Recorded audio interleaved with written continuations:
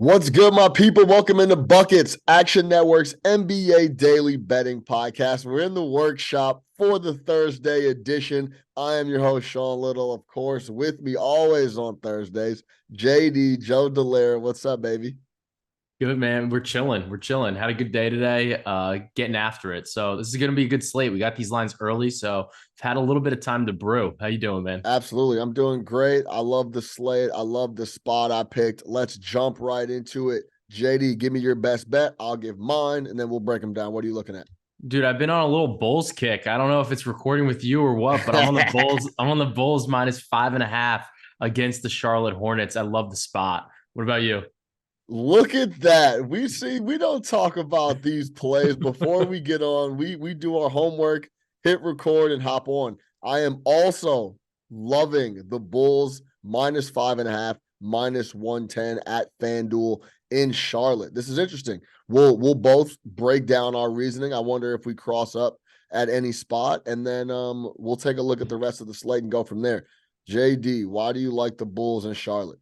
Dude, I mean, they just had that embarrassing loss to the Pacers. And I mean, the thing is with the Pacers, like their offense is still good. I get that they don't have Tyrese Halliburton right now, but you got some young guns. You got McConnell's a little bit, he's getting to be a wily vet. Like Are you we'll talking? categorize him as that. You mean John Stockton Jr.? Is Yeah, that who right. you're talking about with TJ McConnell? Dude, Yeah, he's been TJ can crazy. play. He's been crazy. So, they got him, they got Matherin. They got a little bit more firepower than what I'm seeing out of this Charlotte Hornets squad. When you look at this, the Bulls, they're about middle of the pack in terms of adjusted net rating. When we go and look at the Hornets, they're 27th. They are literally just so bad on both offense and defense. They're not going to have LaMelo. They're not a very good basketball team right now. And even though there's differences of opinion on how bad this team is and whether they're going to be selling guys, like they should be actively selling people and trying to tank and get into the Wembanyama sweepstakes. They're right there. They're right there. They're only 13-36. This is a spot where the Bulls, they think of themselves still as a playoff team. They think of themselves as playoff contenders. And after that, like really, really brutal loss, they got a day off. They got to regroup. I think they're going to come out firing here and they're going to take care of the Hornets. And that's a team that they already beat earlier in the season, 106-88 in a matchup where the Hornets also didn't have LaMelo. So I think that I wouldn't be surprised if this is a double-digit win for the Bulls. I agree with you, and I'm going to give you a few reasons why. We don't cross up too much on reasoning, so I'm glad I could shed some more light on why I love this spot. Bulls -5.5, -110 in Charlotte. Fifth game in 8 days for the Hornets. First game back after 4 straight on the road, 2 being on the West Coast. Listen to this travel schedule: Houston to Atlanta to Utah to Phoenix, now back to Charlotte. That's a lot of games and a grueling travel schedule for that Charlotte Hornets squad. A spot I like to fade is the first home game back after a 4+ game road trip. Guys are happy to be home. They're hanging out with their families. They're hanging out with the homies. They're linking up with chicks and girlfriends around the city that they haven't seen in a week. Like, I know that's all that stuff is funny, but all that stuff is part of cap. These are human beings we're talking about. They'll typically come out sluggish in that first game back at home. Since the 2016-2017 season, teams playing their first game home coming after a 4+ game road trip are 199 and 227 and 6 pushes in there against the spread. That's 46.7% in that spot. Overall, this year, Charlotte has been brutal at home against the spread. 6-14-1 at home against the spread. They're just bad, like JD was laying out. I agree 100%. Hornets are 27th in overall net rating at -7.1. The Magic, who are 26th, who are just in front of them, are at 3.1. This team is at the bottom of the barrel in the NBA with the Pistons, the Rockets, and the Spurs. The Bulls aren't typically a team you want to back as a road favorite. 0-5 this year against the spread with a point differential of -10.6. Now, I think that is baked into the line. That's why we're coming up with a 5.5, which is a short number for me. I think this number should be somewhere around 6.5 or -7. And also with how inconsistent the Bulls have been playing, I still think it's too short. Give me the Bulls who are 7-3 against the spread in their last 10 games, have been playing better. We're up big against the Pacers until our guy TJ McConnell came in and took over. The Bulls are putting it together a smidge with DeRozan, with Levine, and with Vucevic. Levine had a really, really bad stretch there at the end of the game versus the Pacers, which cost them quite a bit. The Hill play better. No LaMelo Ball. I like this spot. This number should be 7.5. I see the Bulls getting a double-digit win as well, covering the number here in Charlotte.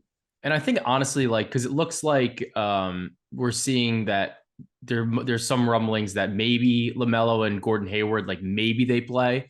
But honestly, like even if they do, they're both coming off of injuries. Hayward, I think both of them, honestly, we should be more nervous that they even, number one, that they play. Number two, that their minutes aren't managed like significantly. So, even if you do see them play, this line maybe goes to Bulls -4. And at that point, then like I really like the spot. So it's one of those, like, if they get ruled out, maybe it goes to the 7, like we're saying, like formally ruled out. But even if they are ruled in at the 4, like I think you're still in a good spot here with Chicago, based on the fact that like these are two players like LaMelo, they're not going to trade, but like Gordon Hayward is a great trade chip. And I don't think they're going to want to be pushing him back to play, potentially re-aggravate whatever he's got going on and deal with that injury. So LaMelo's got multiple issues. Even if he does play, it's going to be in a limited capacity, I would think. So yeah, I agree. So the Bulls are great here. Yeah, I agree. 5th and 8 days is a very tough stretch, no matter who it is, how young the squad is. And I like the Bulls in this spot quite a bit. So I'm looking forward to seeing how they come out. Now, we're recording this the night before here on Wednesday night late. So there could be some changes on the roster, just like JD laid out. But as it sits right now, I like the Bulls at -5.5 to get it done. Looking at the rest of the slate, we have a very interesting game here with I gotta pause it. We got the Suns and the Mavs.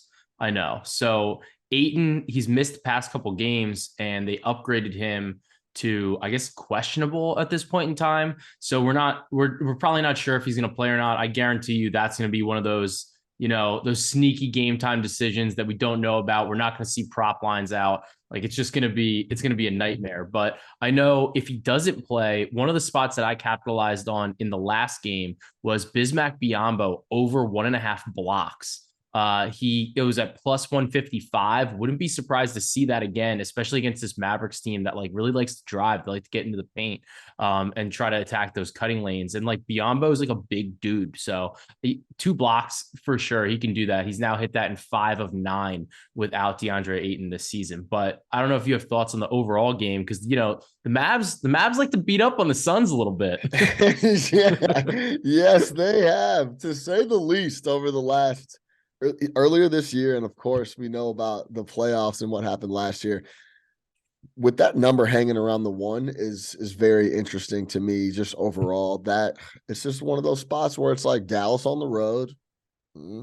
That's the first thing I think about anytime I see Dallas and they're not playing at American Airlines. So it's a question mark. The other big game that we were looking at was Boston, now coming off of 2 straight L's at home, back at home to the Knicks.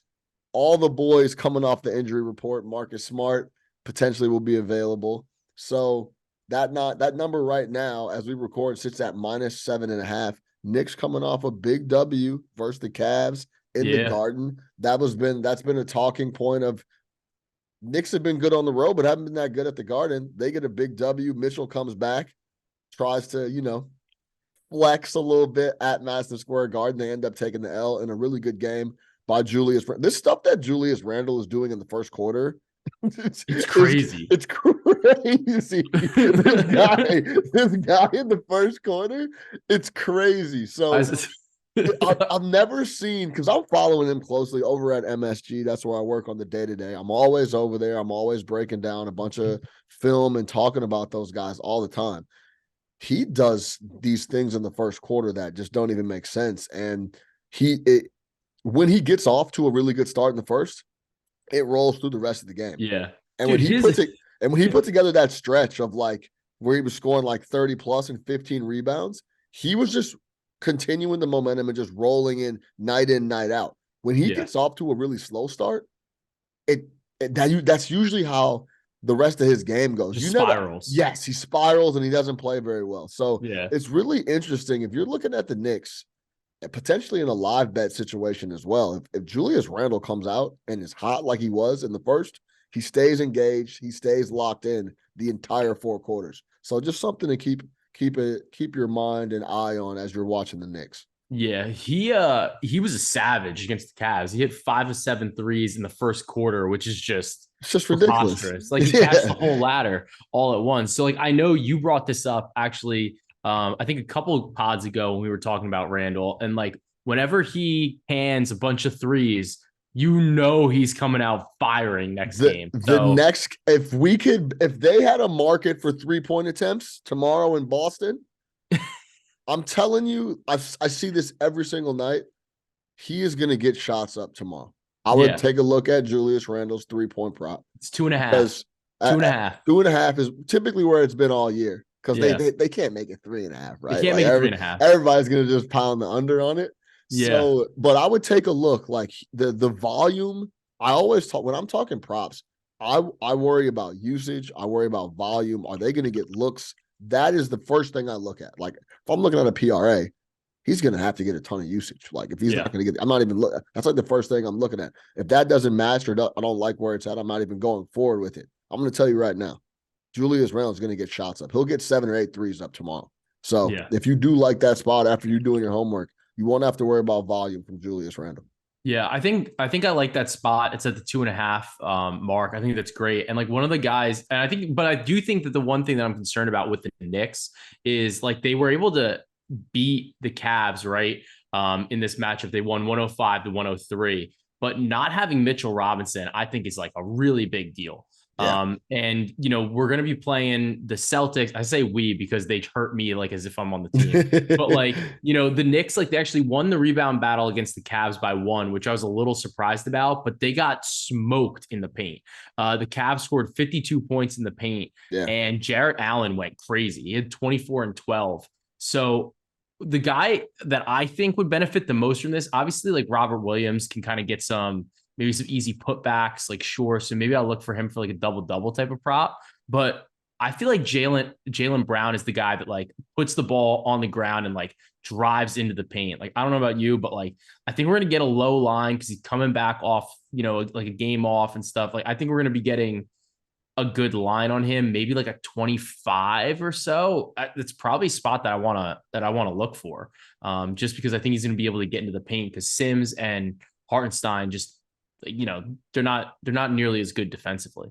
Hartenstein had a big block, close that game on night. Yeah, he definitely took Mitchell's Gatorade too.